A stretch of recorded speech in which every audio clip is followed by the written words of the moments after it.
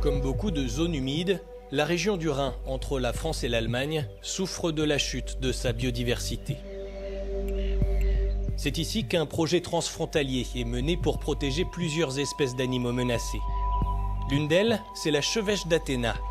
Cette petite chouette a failli disparaître ici il y a environ 25 ans, entre autres à cause de la diminution des vergers et leurs arbres à cavités dans lesquels elle aime nicher. Elle se porte aujourd'hui beaucoup mieux, grâce à la plantation d'arbres fruitiers et à la pose de centaines de nichoirs comme celui-ci qui lui offre le confort des cavités naturelles.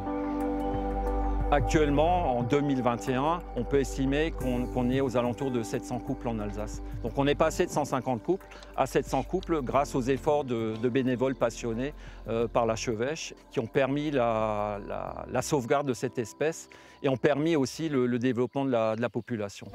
6 espèces cibles ont été sélectionnées dans le cadre du projet transfrontalier Ramsar Biodiversité. Il a un budget total d'1,2 million d'euros financé à moitié par l'Union européenne. Une autre des 6 espèces est le vanneau huppé, un oiseau des prairies humides dont les effectifs ont réduit au fur et à mesure que son habitat naturel a été transformé et asséché pour l'agriculture. C'est pour lui qu'ont été creusées plusieurs dépressions en bordure de terrains agricoles. Grâce à ces mares, le vanneau a accès aux larves et leurs arthropodes, ce qui facilitera sa reproduction. Il faut toujours avoir en tête que la vie s'inscrit dans une grande chaîne alimentaire. Et donc s'il y a un vanneau, forcément il y a la nourriture de ce vanneau qui elle-même se nourrit d'une végétation spécifique. Donc on est dans ce qu'on appelle un écosystème fonctionnel dont nous-mêmes, nous les humains, on est partie de cette grande biodiversité. On dit que les oiseaux n'ont pas de frontières. C'est pourquoi des actions sont aussi menées du côté allemand du Rhin.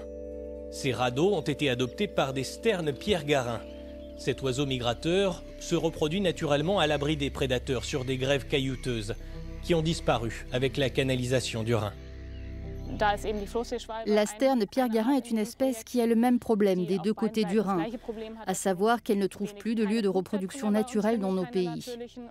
Et comme il lui importe peu de voler du côté allemand aux Français, il est bon que nous travaillions ensemble.